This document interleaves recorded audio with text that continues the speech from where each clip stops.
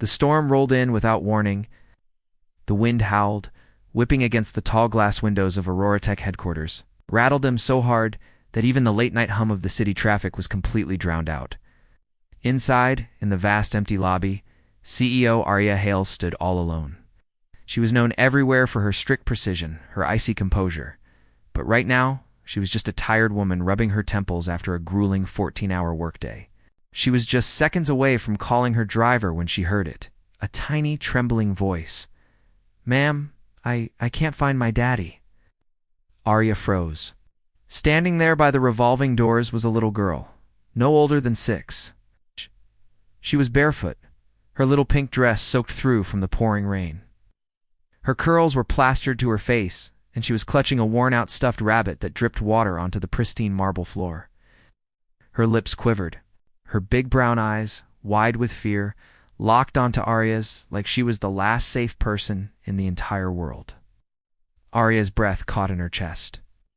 Something deep inside her, something she thought had died a long, long time ago, flickered back to life. "Sweetheart," Arya knelt down slowly, her voice softer than it had been all day. "What's your name, Lila?" the girl whispered. "Daddy told me to wait in the car. But the thunder scared me. I got out, and now I can't find him." Her tiny shoulders started to shake violently. Arya glanced outside. The street was nearly empty, rain lashing sideways in the wind. The huge maple trees that lined the company's private parking area were bending like dark silhouettes. And beyond them, a narrow trail led into the small public forest behind the headquarters. It was a place no child should ever be near, especially at night. Arya didn't hesitate for a second. "Where did you last see him, Lila?" The little girl pointed a trembling finger straight toward the woods. In that instant, the powerful CEO didn't think about her schedule, her reputation, or her polished image. She didn't even think about the expensive designer heels she was still wearing. She simply grabbed the emergency flashlight from the guard's desk, took Lila's cold, shaking hand in hers, and ran straight out into the storm with her. The wind howled between the trees, and thick mud splashed up with every step they took. Lila clung to Arya's sleeve, trying her best to keep up. "Daddy wouldn't leave me," she whimpered, her voice barely audible over the wind. "He said he'd never leave me."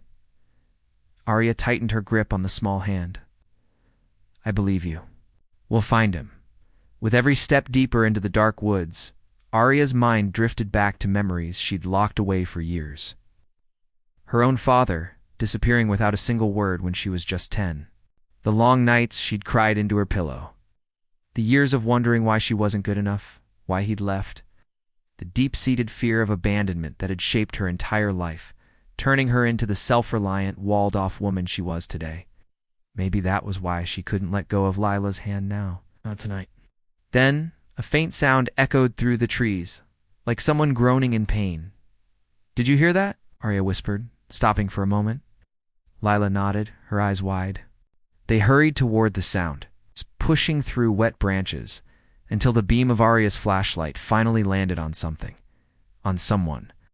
There, a man lay half-conscious against a fallen log, clutching his side. His shirt was torn and blood was mixing with the rainwater. His truck, just barely visible through the thick trees, had crashed hard against a large boulder. "Daddy," Lila screamed, letting go of Arya and running to him. The man's eyes fluttered open weakly. Lila." Arya immediately knelt beside him. "Don't try to move. I'm calling an ambulance right now." He squinted up at her, his face etched with pain and relief. "Thank you. Thank you for bringing her back to me. She found me," Arya corrected gently, pulling out her phone. "I just followed her." His fingers brushed against his daughter's cheek in a shaking gesture of pure relief. "Sweetheart, I'm so sorry. But my phone died." Lila burst into tears and hugged him as tightly as her small arms could manage. Arya swallowed the lump that had formed in her throat. This could have been her, all those years ago. A little girl, searching in the dark for a father who wasn't coming back. Ow. But tonight the ending was going to be different. Minutes later, the wail of sirens grew closer. Paramedics arrived, guided by the GPS signal from Arya's phone.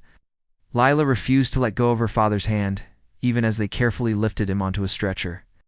One of the medics gave Arya a reassuring look. "He'll be okay. He has some mild hypothermia and a few fractured ribs, but he's stable. A wave of relief washed over Arya, so powerful it almost made her dizzy. As they prepared to take him to the hospital, the injured man looked straight at Arya.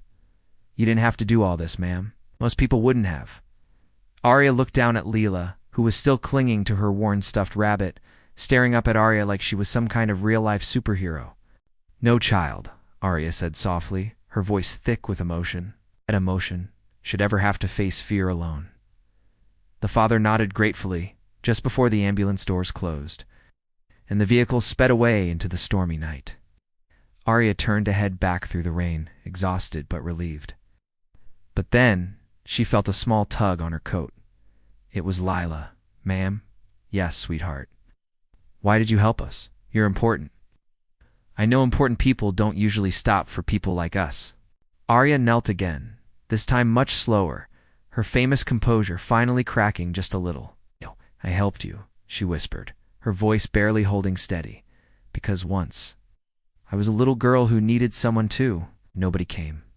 Leela's small hand reached up and gently wiped a raindrop, or maybe it was a tear from Arya's cheek. "You came for me." Arya inhaled sharply, the simple words hitting her right in the heart. "Always," she said, finding a new strength. "Someone will always come for you, and tonight." That someone just happened to be me. The next day when Arya went to the hospital to check on them, Lila sprinted into her arms like they had known each other forever. Her father, looking much better, smiled warmly and insisted on thanking Arya properly. And over the weeks that followed, something completely unexpected began to form. A friendship, a sense of trust, a bond that Arya never ever imagined she'd be capable of. She found herself stopping by the hospital again and again, and then later at their home. There were dinners, there was laughter, there were stories. Slowly and gently, Lila and her father carved their way into the life of a woman who had spent years convinced her heart was better off locked away. It wasn't romance, at least, not yet, but it was something real, something healing, something hopeful. Now, imagine Arya, months later, standing outside her office building again. But this time, she's not alone. This time, Lila is perched on her hip, giggling about something. And Lila's father is standing nearby, watching them with a soft, warm smile. And in that moment, Arya realizes something profound.